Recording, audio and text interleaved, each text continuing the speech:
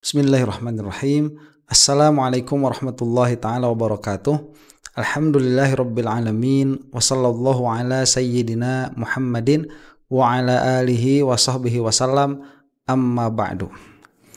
Ternyata selain Gus Muwaffiq mengadakan acara tepat di saat zikir kebangsaan dilaksanakan di Istiqlal, setelah itu ternyata ada acara lain, yaitu acara pelantikan PWILS. Ini di Jawa Timur ya.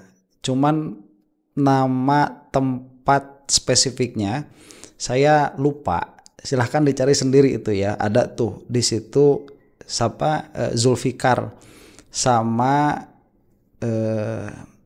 yang ini siapa tuh? Yang akan kita saksikan ini. Marzuki Mustamar. Nah, ini duet bikin acara. Yang mana acaranya itu pelantikan PWILS yang saya bilang seperti ini kepada PWILS ya dan Marzuki Mustamar, maaf ya, Anda tidak berhak mendapatkan sebutan kiai dari saya. Saya tidak sudi nyebut kiai kepada orang seperti Anda itu karena ilmunya memang tidak ada. Ya, orang-orang yang lain di Jawa Timur mungkin silahkan merasa terjasai oleh yang bersangkutan. Saya tidak sama sekali begitu ya. Dalam hal ini keilmuan, dan ini tahdzir. Adapun apa-apa yang ada di dalam kolbu saya biar Allah Subhanahu wa taala yang mengetahui begitu. Ini orang udah tua, ilmunya nggak ada, koar-koar di mana-mana, nyebarin fitnah dan menyebarkan kebodohan. Saya bilang kepada PWI seperti ini, kalau mau bikin acara ya setelah adanya zikir kebangsaan ini, tolonglah yang profesional ya, kamera yang bagus, kemudian masa yang banyak. Malu. Saya waktu melihat ini live ya, cuman dia baru punya kesempatan untuk membuat kontennya sekarang. Live cuman nggak mantengin juga, 5 jam loh acaranya itu. Dan yang menghadirinya itu kasihan sekali ya, itu dikasih pakai terpal di bawah. Ibu-ibu, ada yang bawa anaknya, kemudian bawa balon begitu. Coba lihat sendiri, itu menyedihkan. Ya, dibiarkan selama itu di satu tempat, entah apa yang menjadikan mereka mau berkumpul di tempat itu. Mungkin ya karena ada cinta juga kepada para ulama. Taunya orang awam kan begitu ya, Marzuki Mustamar ini ulama aja. Padahal Allah nggak adaan ilmunya itu, nggak adaan ilmunya itu. Dan ini jelas mubalaghah ya. Jelas mubalaghah. Saya mengatakan demikian ditahdzir. Jadi kasihan orang-orang yang jelata-jelata itu dikumpulkan di satu tempat, dibiarkan dalam waktu yang lama. Tapi mungkin sekali lagi mereka itu berkumpul karena mahabbah mungkin, atau karena ada sesuatu yang lain, saya tidak tahu. Mungkin karena ada anak-anaknya yang di pesantren disantrikan di situ, karena itu adalah pesantren begitu. Jadi ala kulli hal menyedihkan. Berbeda dengan acara yang dilaksanakan oleh Habib Lutfi kemarin. Itu acaranya sangat profesional, kameramennya bagus, kemudian yang hadir juga tertib, kemudian terlihat ketulusan dari mereka dan lain sebagainya. Yang mana ya setelah saya melihat acara Habib Lutfi itu yang zikir kebangsaan dan ikrar bela negara itu tidak ada satu patah kata pun yang keluar dari Habib Lutfi untuk menyerang atau menyindir begitu. Menyindir saja tidak, apalagi menyerang dari Habib Lutfinya. Kalau dari sekjennya saya lihat ada sedikit itu ya, ada sedikit kalau dari sekjennya itu tersayat-sayat lah. Karena memang PWILS ini sudah keterlaluan. Cuma dari Habib Lutfinya tidak ada. Nah, setelah kejadian itu ada 2 video ya. Kalau yang Marzuki Mustamar yang akan kita saksikan ini jelas acaranya setelah itu. Yang satu lagi acaranya Yai Kholwani. Yang itu saya tidak terlalu jelas apakah memang acara itu setelah acaranya Habib Lutfi atau sebelum. Cuman videonya ada. Dan itu sama-sama apa? Sama-sama ngomongin Habib Lutfi begitu. Jadi ini sudah terlepas, sudah ada Jatman, kemudian sudah ada PWI, tapi masih nggak bisa move on. Yang diobrolin itu Habib Lutfi juga pada akhirnya. Nah, ini kasihan sekali ya orang-orang yang hasad seperti ini. Terlihatlah hasadnya, ghalabatuz zon ya, kepada diri saya bahwa mereka itu di dalam hatinya ada hasad. Adapun waqi'nya bagaimana, kenyataannya bagaimana, realitanya bagaimana, ya tidak tahu. Siapa yang tahu hati orang begitu? Bahkan malaikat pun tidak tahu. para malaikat itu kalau sedikit banyaknya diberi informasi oleh Allah Subhanahu wa taala mengenai hati kita itu lewat tanda-tanda, lewat dalil ya, bukan secara langsung secara musyahadah. Hati kita itu yang mengetahui hanya Allah Subhanahu wa taala. Yang lain-lain apabila ada pengetahuan mengenai hal itu dari dalil, bukan secara langsung. Jadi saya tidak mau menjudge secara 100% begitu ya. Dalam pengertian menjudge itu menghukumi, dalam pengertian menghukumi itu meyakini secara pasti bahwa di dalam diri mereka itu ada hasad. Saya tidak mengatakan hal itu karena itu adalah wilayahnya Allah Subhanahu wa taala, bukan wilayahnya saya. Tetapi manusia itu yahkumu bizzawahir. Kita itu sebagai manusia menghukumi dari zahir. Nah, yang sedari zahirnya itu sudah ada nampak hal-hal seperti ini, kemanapun mereka pergi, yang dibawa tuh orang itu lagi, orang itu lagi. Berarti kan sebetulnya di dalam dirinya ada cinta ya. Cinta untuk apa? Cinta buat ngomongin begitu. Ya masih mending kalau yang diomonginnya bener. Kalau salah, Juki. Coba kita akan lihat ya di sini nih apa yang Pak Juki ini mau katakan nih. Dawuh man ughdiba walam yaghdab fahuwa himar. Siapa yang dipancing kemarahannya nggak marah juga, ancene himar. Pancen wedhus. A'udzubika min adzabil qabri. Kan ngeten ta? Nabi ternyata ndonga ngono kuwi. Lelek Nabi ndonga, ya Allah jenengan reksa jagi kula. Jangan sampai kena siksa kubur. Berarti Nabi niku ajrih mboten teng siksa kubur? Sebentar ya, ini membicarakan tentang siksa kubur. Saya belum melihat videonya secara utuh, jadi kita akan saksikan bersama-sama. Dan ini di dalam bahasa Jawa.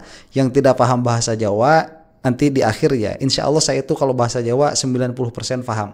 Saya lama di Surabaya, 90%. Selama itu bukan Jawa halus-halus banget begitu ya. Nanti kalau misalkan ada yang salah penerjemahan dari apa yang saya dengarkan, tolong di komen di bawah ya. Nah, ini jadi membicarakan tentang siksa kubur. Rasulullah saja menyuruh kita untuk takut begitu ya. Masa para ba'alu itu tidak? Mungkin kesana nanti larinya. Ya Allah, jauhkan kami dari azab neraka. Berarti Nabi ini wedi neraka napa mboten? Wedi. Dan mengajarkan umatnya supaya doa ngoten niku. Lah enten golongan tertentu terose bae kuwi ra wedi neraka. Andai mbah saya nggak malu akan padamkan api neraka. Tirose ngono kuwi. Bae kono tirose mampu memadamkan api neraka. Wah, koyok-koyok ngungkuli Kanjeng Nabi. Oke, kita lihat dulu yang hadir ya. Coba ini yang hadir segini. Ini katanya acaranya sekabupaten apa? Kalau tidak salah itu. Yang hadir cuman secuil. Ini yang hadir mungkin ada 300.000 ya. Kalau dihitung sama kutu-kutu yang hadir ini, sama semut-semut mungkin bisa 2 juta atau 3 juta orang, 3 juta jiwa yang hadir. Oke, kita kembali dulu ya, kemana? Ke sini nih. Bahwa ada narasi kan, sedari dulu sudah lama. Kaum Ba'alwi ini mengaku bisa memadamkan api neraka. Yang mana bahasa itu entah dari mana diambil. Jadi suatu katakanlah ketidakadilan tatkala kita ini menukil perkataan tidak sebagaimana mantuknya. Jadi ada mantuk itu apa yang dikatakan secara literal, kemudian ada mafhum. Nah, mafhum itu adalah bukan mantuk itu sendiri, tetapi dia adalah lazim dari mantuk itu.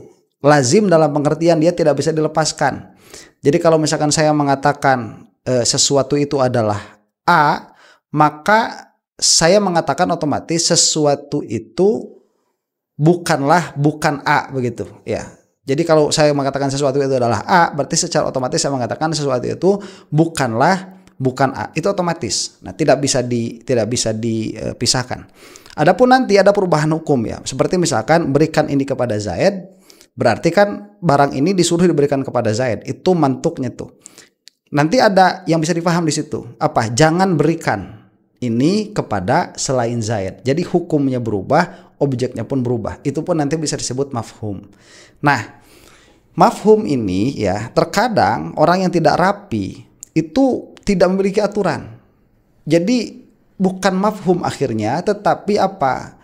Takwil atau tafsir atau pemahaman dari apa yang dipersepsi oleh orang yang mendengarkan atau membaca.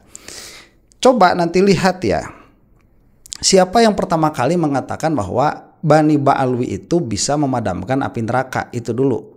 Itu tidak akan didapatkan dengan redaksi seperti itu. Ya. Adapun redaksi yang mengatakan bahwa di yaumil qiyamah atau di akhirat nanti akan ada wali anu dan wali anu, yang mana kebetulan wali itu adalah seorang Ba'alwi, itu nanti dilihat atau dikabarkan akan memadamkan api neraka dengan anu dan anu, itu mungkin ada. Kenapa? Itu adalah cabang dari apa yang disebutkan atau diriwayatkan dari hadis dari Rasulullah Shallallahu Alaihi Wasallam, yang mana Rasulullah Shallallahu Alaihi Wasallam itu masuk ke dalam neraka, kemudian melihat di situ api sangat besar sekali, kemudian malak Jibril itu mengambil satu wadah air, dan wadah air itu dilemparkan ke dalam neraka dan neraka itu padam. Kemudian ditanyakan oleh Rasulullah Shallallahu Alaihi Wasallam kepada malaikat Jibril, ya Jibril apa itu? Kata malaikat Jibril, ini adalah air mata umat engkau duhai Nabi. Nah, ini nanti ya, kabar ghaib seperti ini untuk orang yang seperti saya, katakanlah begitu ya, yang berkecimpung di dalam dunia makna, bukan di dalam dunia kasyaf, itu sudah selesai di situ. Nah, ada orang-orang yang diberikan ilmu bukan lewat jalur mutolaah, tetapi lewat jalur kasyaf. Dan untuk mendapatkan itu susah sekali. Saya bukan ahlinya, dalam pengertian saya tidak memiliki bagian itu. Jadi yang memiliki bagian itu ada, dan tatkala yang memiliki bagian itu ada, mereka itu suka menjadi pembukaan kabar-kabar ghaib sebagai cabang dari apa yang dikabarkan oleh Rasulullah Shallallahu Alaihi Wasallam. Maka misalkan tatkala ada seorang wali, yang mana wali ini halnya itu keadaan kolbunya itu ada dalam keadaan huzn, ada dalam keadaan sedih, ada dalam keadaan menangis begitu. Seperti siapa kalau tidak salah?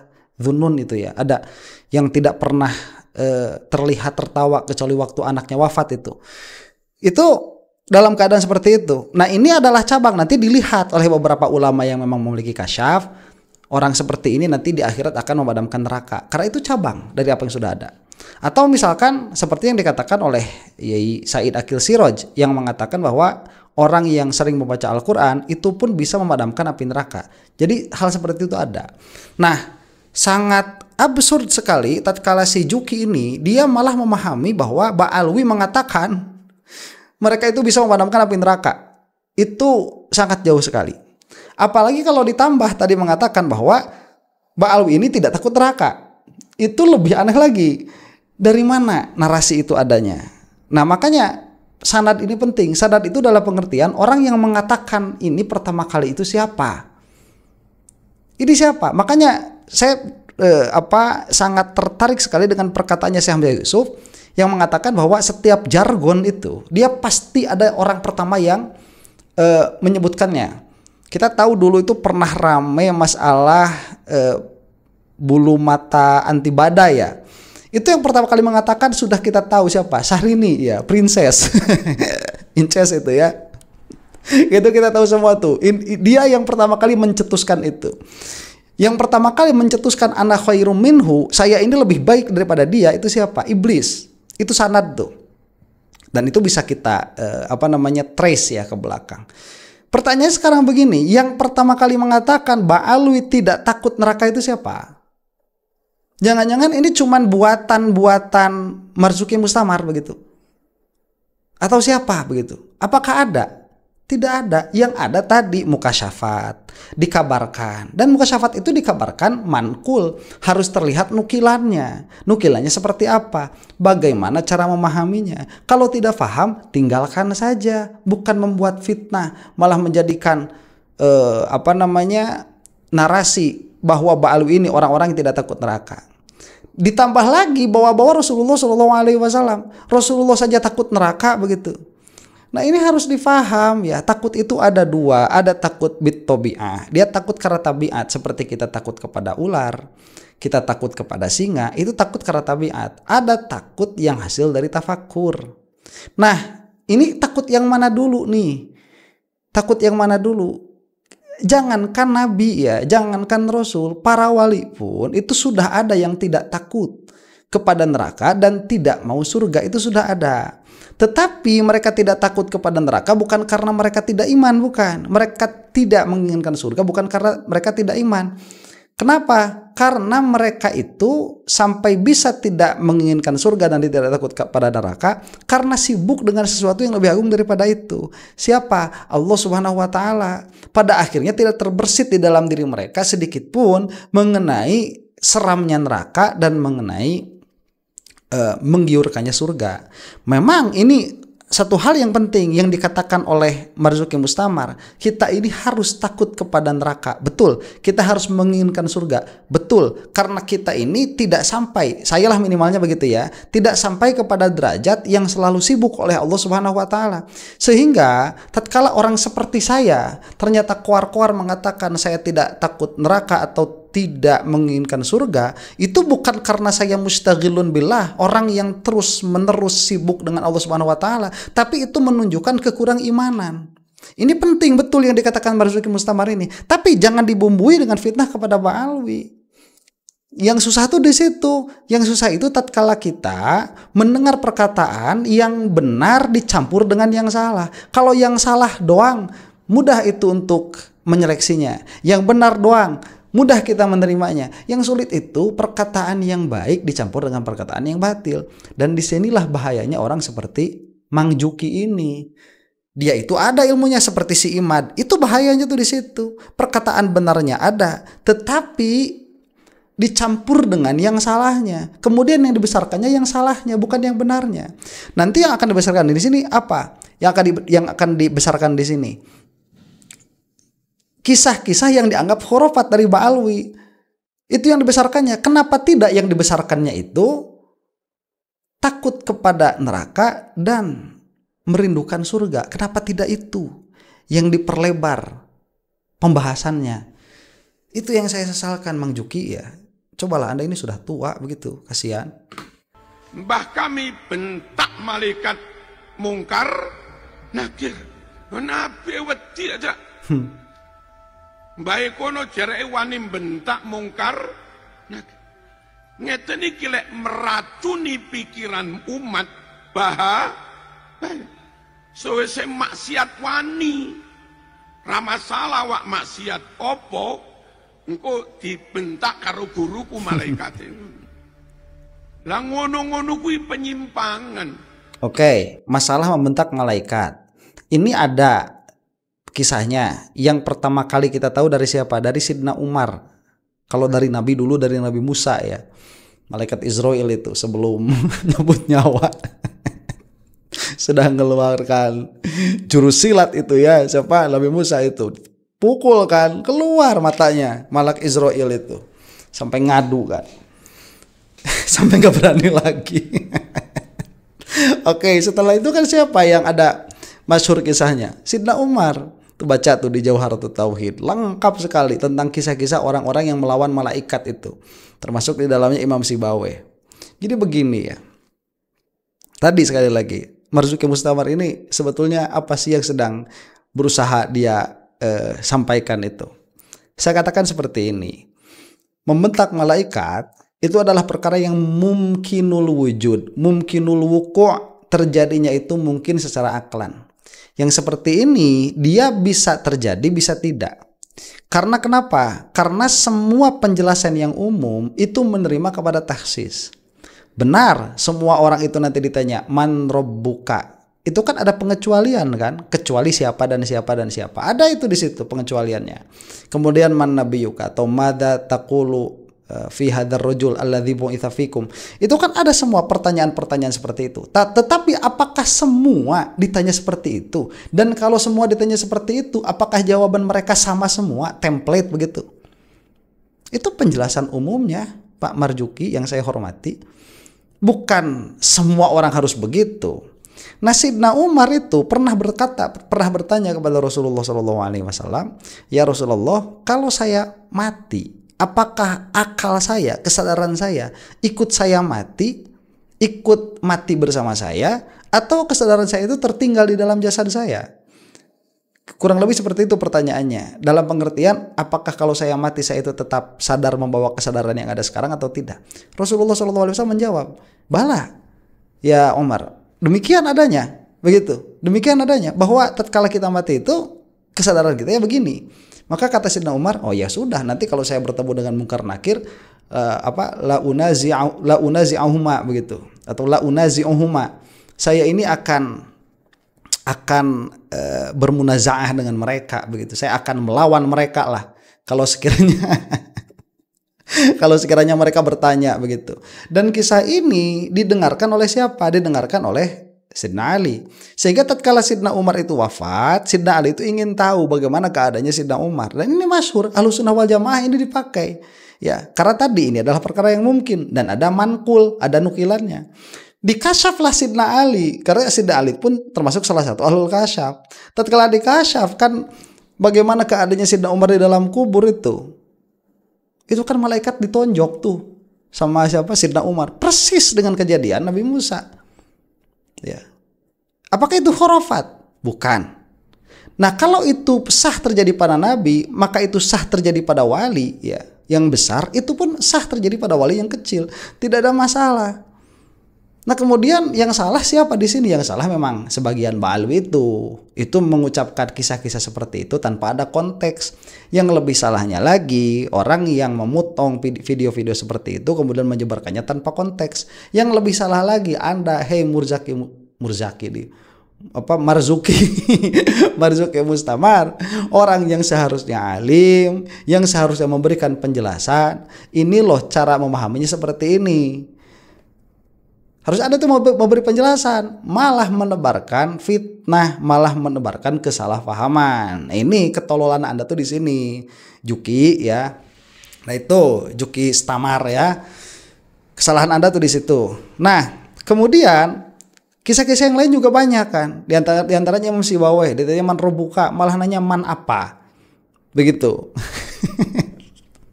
Kemudian siapa kemarin itu yang lucu? Imam Malik ya. Imam Malik kalau ditanya man terbuka itu, kata Imam Malik, saya ini yang mengajar tauhid di Madinah, banyak sekali murid saya yang alim-alim. Masa pertanyaannya cuma man terbuka begitu? Emangnya nggak ada yang lain? Ya, pertanyaan yang lain. Itu terjadi. Sidna Umar mengatakan di dalam riwayat yang lain dikisahkan kan, Rabbi Allah wa rabbukuma man. Ya, Rabb saya Allah, Rabb kalian berdua siapa? Itu terjadi dan nukilan-nukilan itu ada, dan itu memang tidak perlu percaya, cuman nukilannya ada sebagai murajjih, karena kalau tidak ada murajjih ya berarti itu mungkinul wuku' dan tidak wukunya dan tidak wukunya terjadi dan tidak terjadinya ala sawa. Dan ada kabar ini murajjih, berarti itu terjadi kekhususan itu bagi sebagian wali, malah diantaranya bukan malah jadi menjadikan ini nanti orang-orang yang mendengarkannya menjadi berani maksiat. Nah, saya menantang aja sama Mas Juki ini ya. Siapa coba di antara orang-orang yang berani maksiat gara-gara berpegang teguh kepada kisah itu? Saya rasa tidak akan ada. Itu kalau misalkan orang bermaksiat karena memang dirinya saja mau bermaksiat begitu, bukan karena mendengar kisah itu baru kemudian berani bermaksiat, tidak. Apakah mungkin ada? Mungkin. Makanya buktikan kalau ada. Dan kalau memang misalkan ada, yang salah bukan kisahnya, tetapi orang yang mengucapkannya atau orang yang menukilkannya tanpa konteks. Itu yang salah. Harusnya NU berdiri tegas berantas itu semua. Cuma duko karena pertimbangan nopo ngantos sakniki NU belum berani bertindak. Akhirnya konco-konco mendirikan organisasi PWI yang dalam rangka antara lain. Sebentar tuh lihat tentu yang hadir-hadirnya kan kasihan kan, ya. Apa mereka paham gitu apa yang mau diomongin ini? Meluruskan yang bengkok nih gua, ngaten loh. Sakit dipahami loh. Ini 5 jam loh acaranya ini. Allahumma shalli ala sayyidina Muhammad. Terus enten golongane mriku terus wis mati niku seiso tangi maneh ngumpuli bojone. Akhirnya bojone hamil. Cara umume wong lha ku ya kumpul karo wong liya lek tanpa nikah jenenge kumpul kebo. Tapi krana kono ra gelem dikritik terus wira kumpul kebo bojone urip maneh ngumpuli. Ngeten iki khurafat para rawuh. Lek mboten diberantas bahaya untuk Oke, untuk kisah yang terakhir ini saya tidak tahu karena belum pernah mendengar yang aslinya. Kalau ada yang mendengar yang aslinya, ini kisah dari mana? Coba tolong tuliskan di komentar dan linknya supaya saya reaksi begitu ya. Untuk ini saya tidak bisa berpendapat. Jadi ada orang mungkin bergaul begitu ya lawan jenis, kemudian tatkala tatkala dikonfrontasi mengatakan, oh ini adalah istri saya yang wafat kemudian hidup lagi, atau ini adalah suami saya yang wafat kemudian hidup lagi. Saya nggak tahu dalam hal ini. Coba tuliskan di bawah kalau ada ya. Dan yang menarik tadi Marzuki ini langsung mengatakan itu adalah khurafat. Nah ini kalau misalkan mau mengatakan khurafat ya, siapa Marzuki Mustamar, Anda itu harus mendekonstruksi ulang akidah yang difahami atau yang diyakini oleh Ahlussunnah wal Jamaah. Tidak bisa sekonyong-konyong mengatakan perkara-perkara yang di luar kebiasaan, kita katakanlah demikian, itu dikatakan dengan khurafat. Tidak bisa. Karena kalau dia manqul dan nukilannya itu bisa dipertanggungjawabkan, riwayatnya ada, meskipun dia khabar ahad, dalam hal ini itu bisa dipakai begitu. Bisa dipakai. Jadi jangan sedikit-sedikit khurafat. Asal ini khariqul adat khurafat. Khariqul adat khurafat. Ini kalau mau seperti itu caranya, maka Anda itu harus berdekonstruksi ulang. Ya, kalau misalkan Anda memang mujtahid ya buktikan saja. Wong pada kenyataannya jangankan mujtahid ya. Si Marzuki ini nanti banyak sekali menyalah-nyalahkan Habib Lutfi di antaranya, tetapi ternyata malah dia sendiri yang salah. Itu insya Allah nanti akan kita bahas. Dan kenapa hal ini dibahas ya? Ya sekali lagi lah kalau buat saya itu untuk menyeimbangkan narasi. Ya itu saja. Mudah-mudahan sedikit banyak ada manfaat dan saya selalu berusaha untuk menyisipkan sedikit banyak ilmu dari apa yang saya buat di dalam video. Mudah-mudahan itu menjadi faedah tersendiri bagi yang menonton, dan yang mau faedah yang lebih banyak full tanpa masalah ini itu silahkan lihat di playlist saya. Di situ banyak video-video tentang pengajian murni begitu. Insyaallah mudah-mudahan kita semua diampuni oleh Allah Subhanahu wa taala. Allahu taala a'lam bissawab. Assalamualaikum warahmatullahi taala wabarakatuh.